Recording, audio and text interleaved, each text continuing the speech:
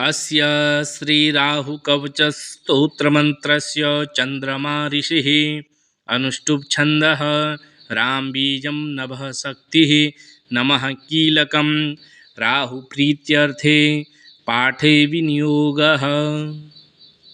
प्रणमामि सदा राहुं शूर्पाकारं किरीटिनं सिंहिकेयं करालास्यं लोकानामभयप्रदं।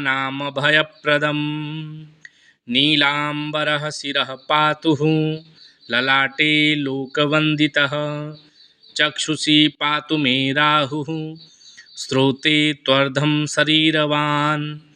नासिकां मे धूम्रवर्णः शूलपाणिर्मुखं मम जिह्वां मे सिंहिका सूनुः कण्ठं मे कण्ठिनाघ्रिकः भुजङ्गेषु भुजौ पातु नीलमाल्याम्बरः करौ पातु वक्षः स्थलं मन्त्रे पातु कुक्षिं विधुन्तुदः कटिं मे निकटः पातु उरु मे शूरपूजितः स्वभानुर्जानुनी पातु जङ्घे मे पातु जाड्यः गुल्फौ ग्रहपतिः पातु पादौ मे भीषणाकृतिः सर्वाण्यङ्गानि मे पातु नीलचन्दनभूषणः प्राप्नोतु कीर्तिमतुलां श्रियमृद्धिर्मायुर आयु आरोग्यमात्मजयं च हि